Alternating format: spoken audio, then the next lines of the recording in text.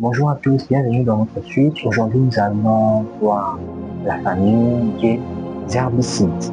Alors, qu'est-ce que nous pouvons retenir à ce niveau? En fait, la famille des herbicides, ici, ça consiste beaucoup plus à l'élimination, notamment des herbes ou des végétaux indésirables. Donc, ça élimine essentiellement les végétaux ou les plantes indésirables. Indésirables notamment dans les cultures et tout consort.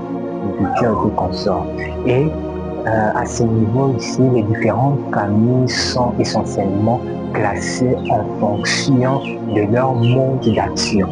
Et si on peut citer un ou deux, nous pouvons citer par exemple les atrazines ou les triazines, et ce sont des types de herbicides qui affectent notamment la photosynthèse au niveau de la plante ou au niveau d'une plante. Et qu'est-ce qu'on peut entendre par photosynthèse? La photosynthèse, ce n'est rien d'autre que l'action pour une plante d'absorber les gaz pendant des jours et de rejeter ensuite de l'oxygène que les hommes utilisent essentiellement pour la respiration et tout. Donc, j'espère que vous avez très bien compris. Et si on peut encore citer, on peut voir aussi les acides phtaliques qui sont aussi des herbicides, et là, ça perturbe beaucoup plus la croissance. Ça perturbe beaucoup plus la croissance et tout. Et nous pouvons aussi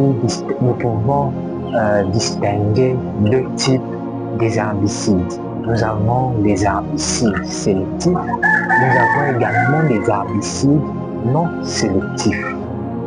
Les herbicides sélectifs attaquent donc une certaine catégorie des herbes ou des végétaux indésirables qui surgissent notamment dans une plantation agricole.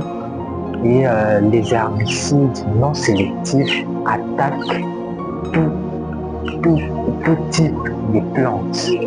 Donc j'espère que vous avez très bien compris. Et un point à noter, c'est qu'on peut également distinguer aussi des débroussaillants.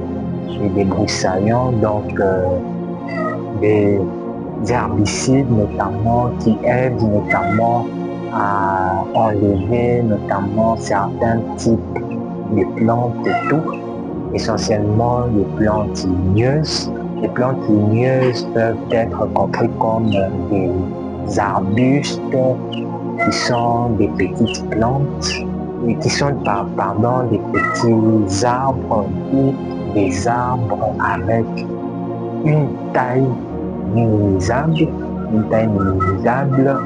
et ça peut aussi attaquer certains types d'arbres. Et parmi les débroussaillants, on peut citer essentiellement les glyphosates et tout. Et j'espère que vous avez très bien compris. Et on se retrouve à la prochaine pour notre suite. Et si vous avez des questions, n'hésitez pas à les poser. Nous sommes prêts, nous allons répondre. Merci. Ciao.